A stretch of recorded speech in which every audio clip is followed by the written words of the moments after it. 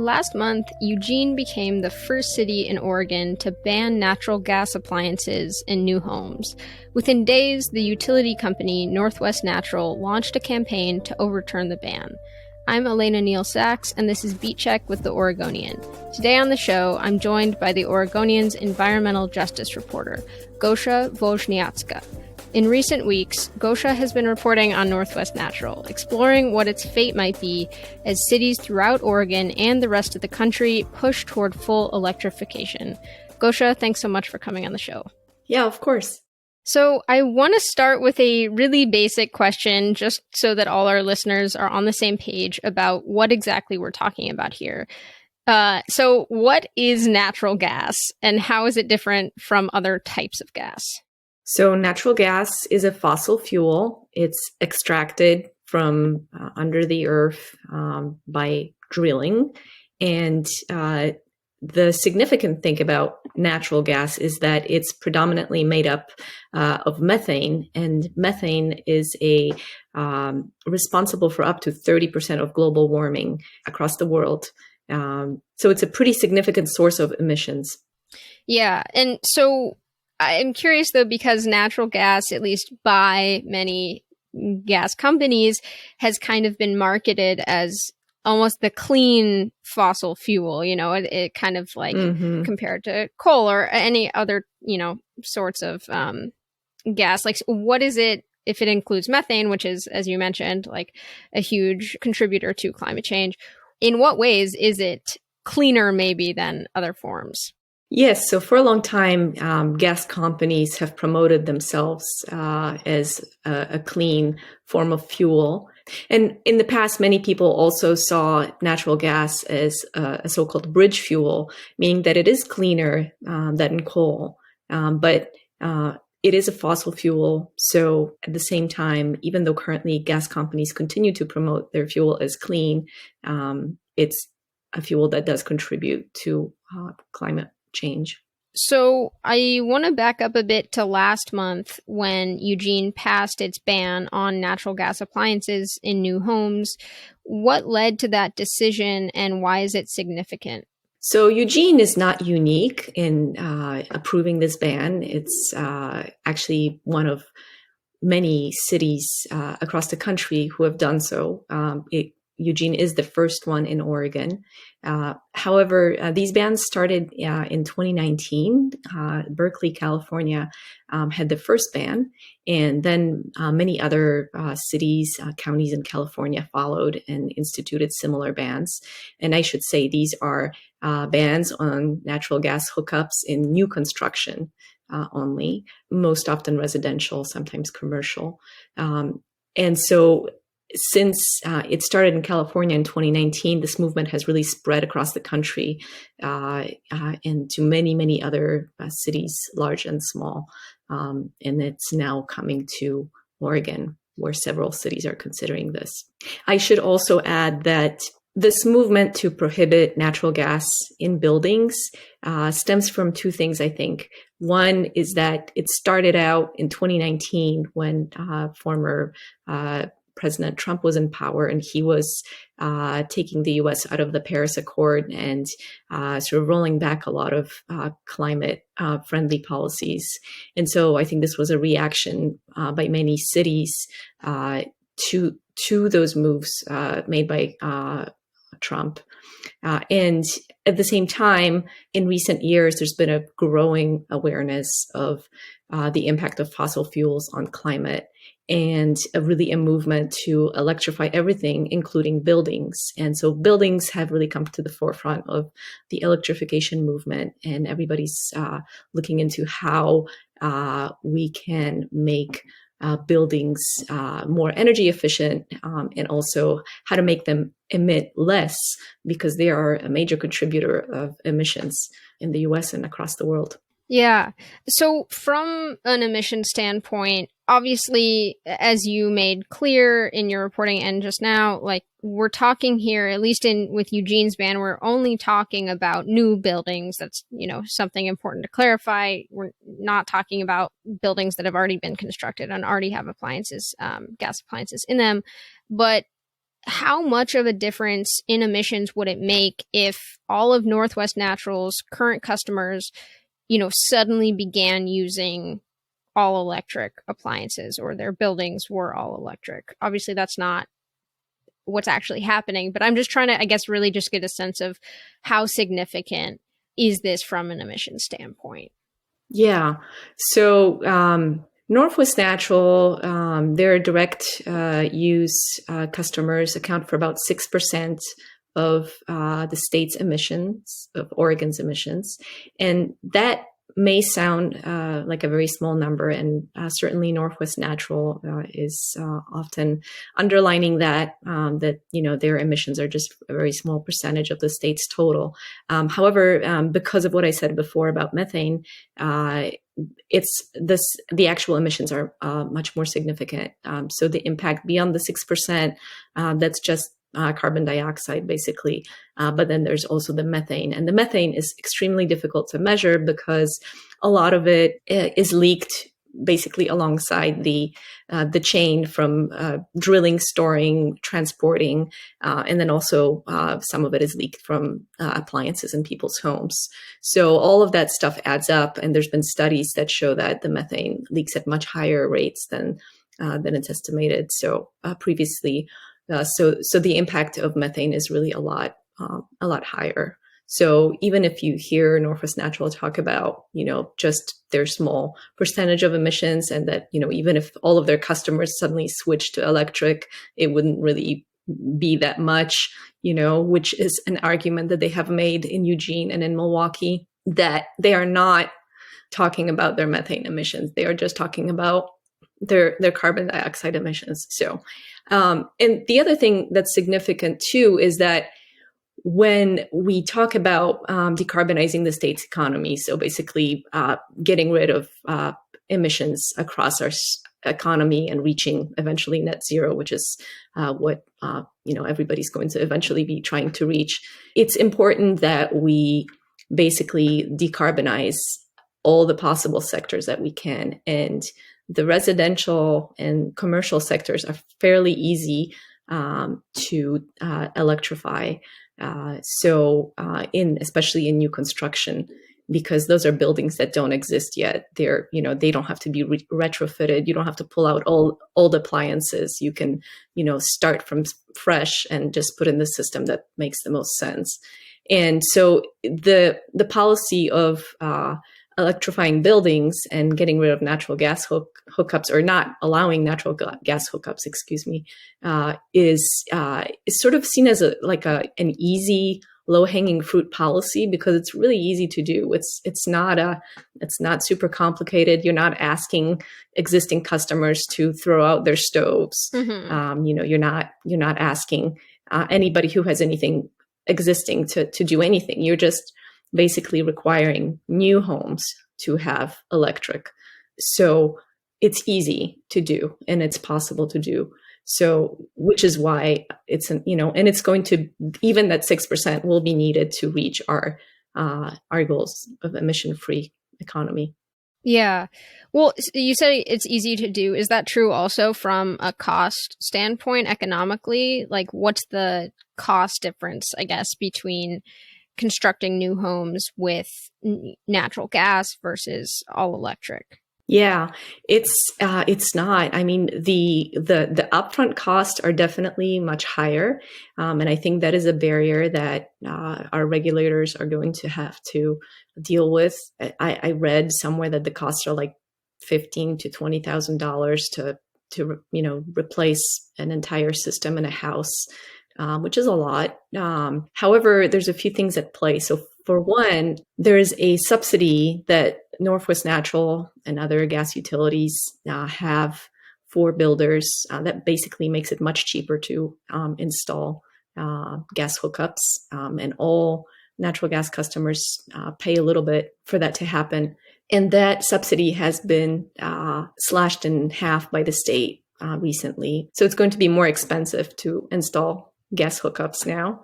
And there are also many state and local programs that are starting to subsidize heat pumps and heat pump installations in new and existing homes. So that is going to be something that will help people take that route. The other thing that I should mention is that heat pumps are very energy efficient. So even though they're more expensive upfront, they save energy and they save a lot of money during the course of their life. So basically the energy bills go down. So even though you pay more upfront, energy bills go down while you're using heat pumps. And in addition to any local initiatives, be it the cities or the state, there are also federal incentives now that are being rolled out, both tax rebates and other types of rebates that allow people to install electric heat pumps. And for some lower income residents, they are very inexpensive. For others who are more moderate income or higher incomes, there's still a tax rebate and a reduction. So it's worth looking into those. Yeah. Also, as you note in your story, some critics of natural gas bans say that the current electric grid isn't prepared to handle the demands of switching to 100% electric. Can you explain that argument a bit, and what are your thoughts on it? So there's a lot that's unknown about the future electric grid because basically the state doesn't have a plan yet about how much energy we'll need, where it will come from, and how much it's going to cost. So there are dozens of studies, forecast studies that look at various scenarios, decarbonization scenarios. So what would happen if we wanted to reach 70% reduction in emissions by 2035, or what if we wanted to reach 50% by 2040, or there's just a gazillion scenarios that these studies look at, and some of them include new electric vehicles, others include building electrification. So there's just a variety of scenarios, but there isn't really one state analysis saying okay, we're going to have X new customers. We need to add this much more energy into the grid. This is exactly the projects that we need. And part of the issue is that the utilities, the electric utilities, especially PGE, they will be determining the exact type of projects that they need to build. However, the state regulates those utilities, so it does have some say in what direction they're going to go in. And so the state really doesn't have a specific plan yet on how that's going to go. Did I answer your question? Yeah, no, you did. Well, yeah, to the extent that it seems like you can. And I kind of want to go off of that a bit, because in your reporting, you point out that while there are several cities in Oregon that have banned or are looking to ban natural gas, the state as a whole, has not come up with a comprehensive strategy in this realm, really. And obviously we have a new governor, but she's not new to Oregon politics. What do we know about COTEC's views on this?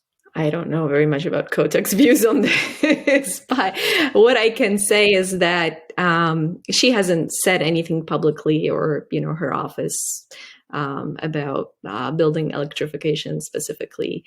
In contrast, we have states like Washington State, where this conversation is much more advanced, where they basically have changed their building code and are now requiring new residential and commercial buildings to be electric.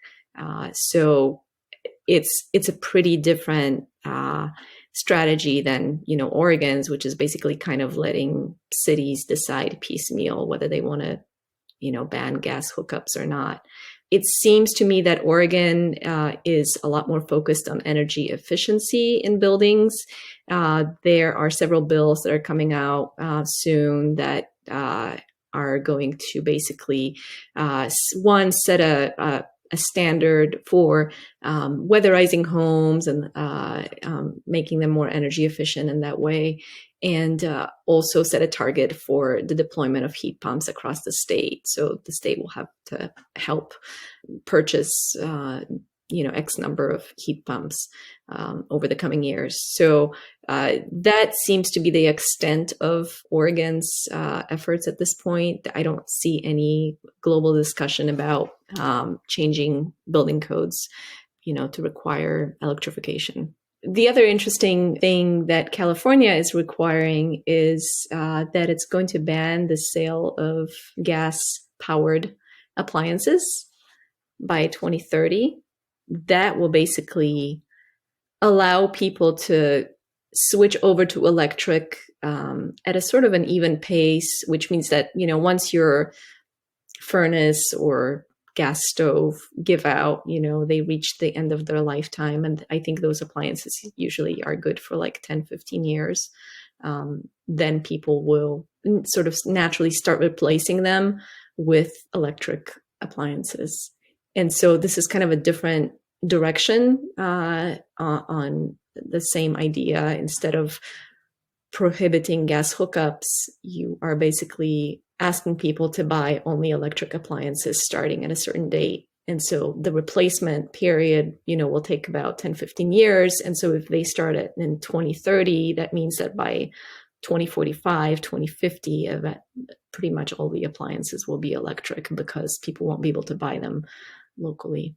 Given that, and just the trend more broadly toward full electrification, what do you think the future is for companies like Northwest Natural and just gas utility companies?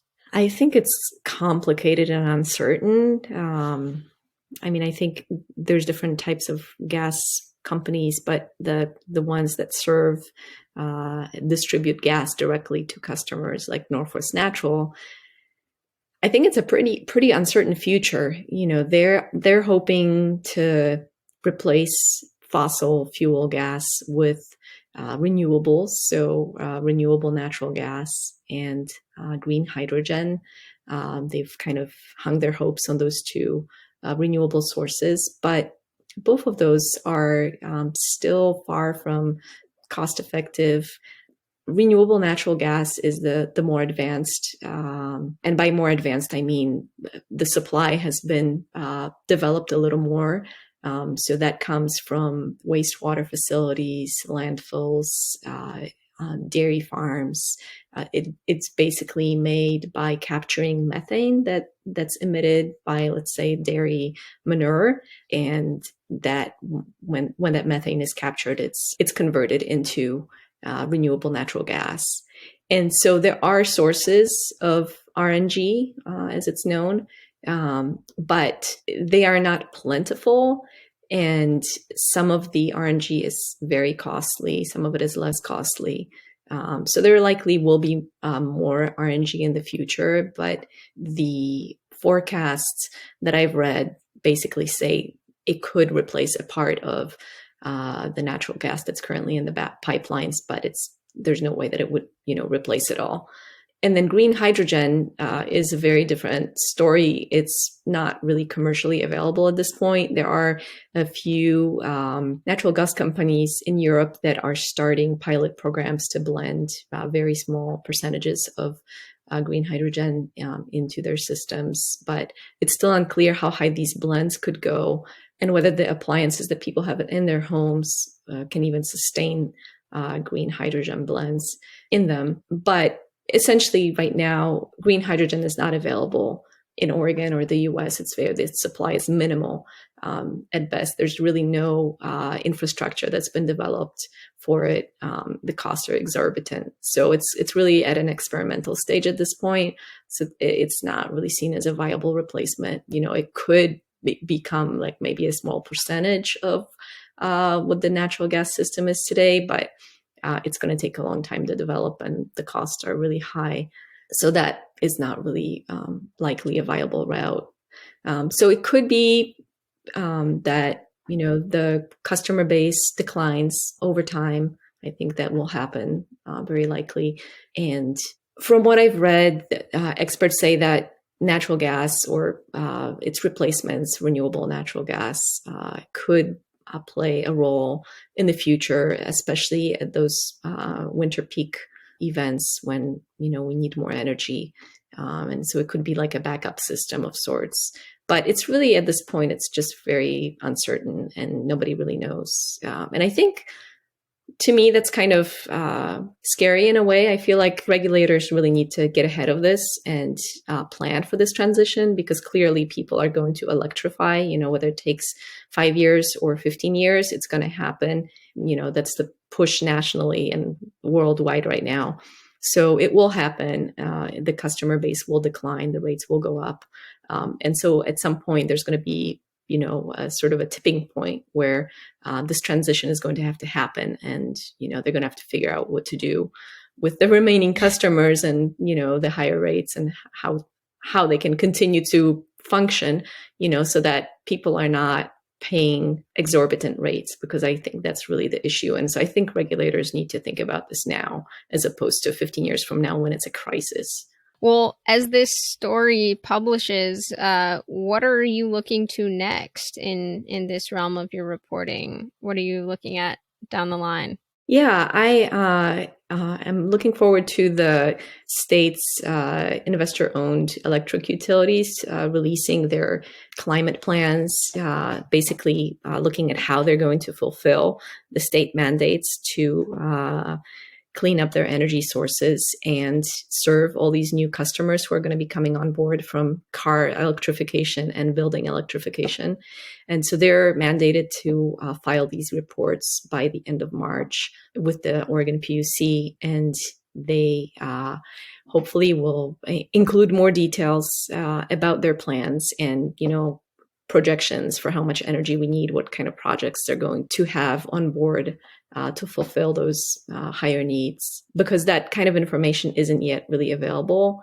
When Oregon passed its pretty aggressive mandate to clean up its energy by 2040, the utilities basically said, we have enough to be confident that we can, fulfill the mandates by 2030, 2035. But beyond that, it's kind of aspirational. And this was 3 years ago, I think.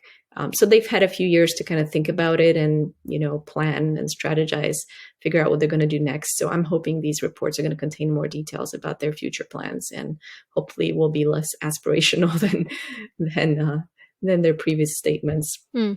Well, those are all the questions I had. Is there anything else that you wanted to mention that I didn't ask about? I think one key element of this story for me was the impact on customers.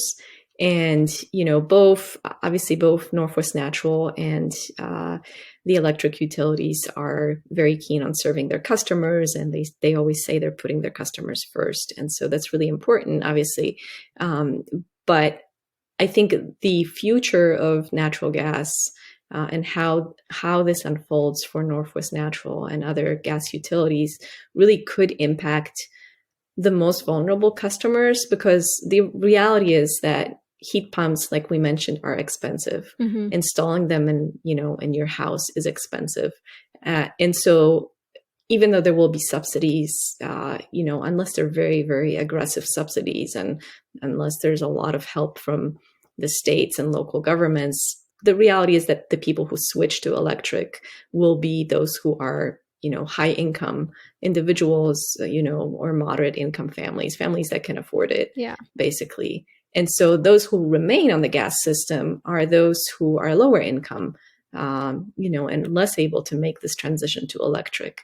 And there will be a smaller pool of customers who are these lower income folks who will be asked to basically bear the burden of paying for, whether new gas hookups or pipeline expansions or, whatever else that they need to be paying as part of their rates.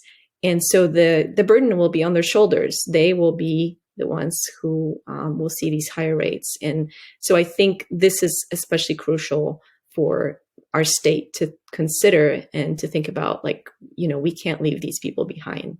And, in a way, I think Northwest Natural has an obligation to also think about that. How realistic are their predictions really? Are they going to be able to sustain their business? Because if they're not, then the people who will be hurt are those who, really can't afford higher prices right now. So I think that's something that we all have to consider. Yeah. Well, Gosia, thank you so much for your reporting and for coming on the show to talk about it. You're welcome. It was my pleasure.